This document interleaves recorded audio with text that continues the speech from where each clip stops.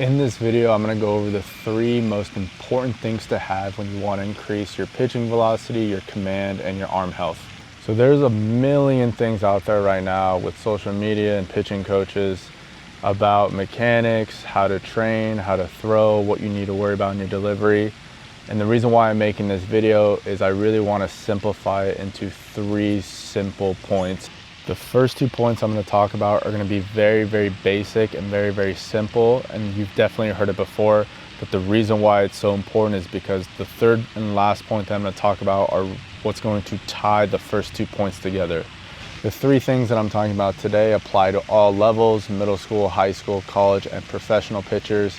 If you're actually able to learn how to apply the 3 things I'm talking about into your own unique pitching style or training style, then you'll definitely be able to see improvement. So the first point we're going to talk about is strength. And I know what you're talking about.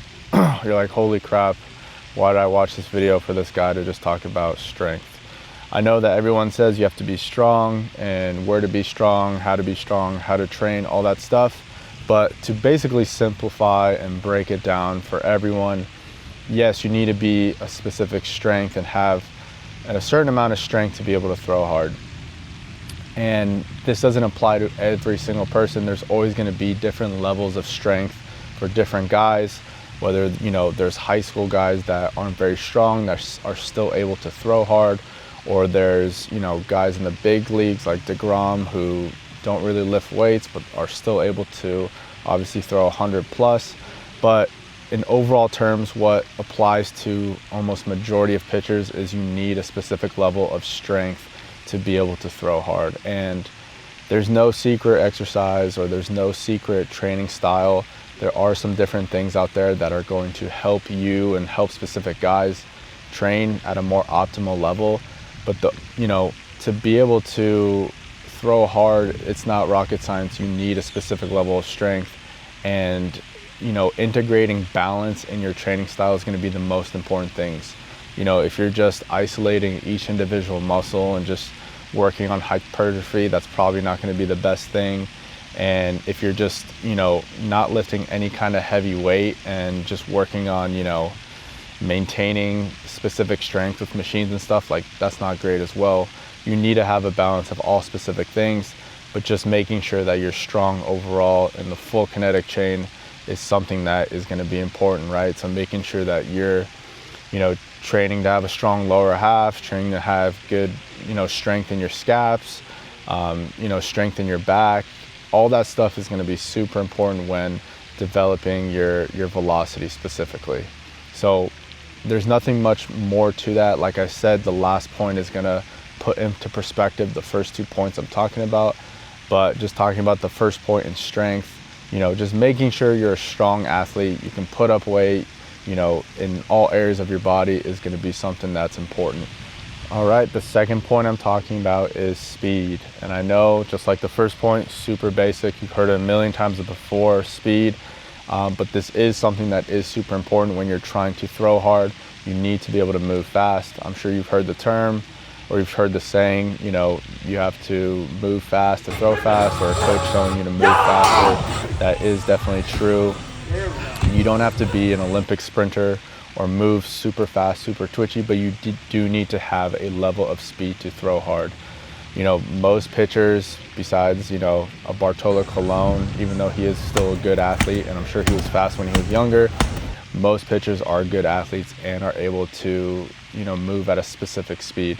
And there are studies out there that correlates sprint speed and vertical jump height to throwing harder. So the better athlete you are, the faster you move, the better chances you have to be able to throw harder. So being able to train that with speed, sprints, jumps, hurdles, whatever it is, to be able to train a specific type of speed in your training is going to be important.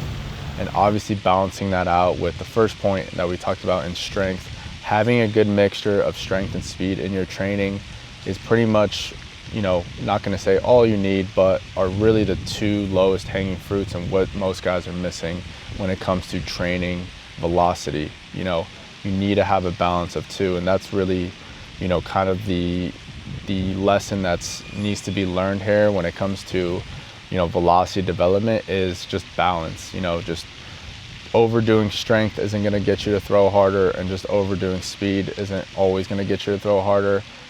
It might apply for some guys, but having a good mixture of both is going to be super important.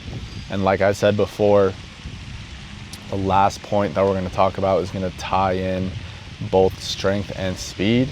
So it's important to listen to the last point that I have to say. But to reiterate, speed in your training, making sure that you're moving fast so you can apply it in your pitching mechanics, in your pitching delivery, is going to be super important. That is going to make you throw harder.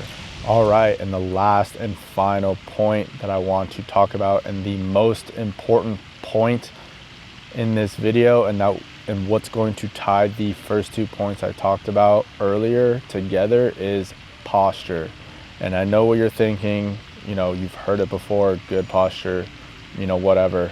But most guys usually do not apply this in their pitching mechanics. Usually they apply it to how they train, how they lift.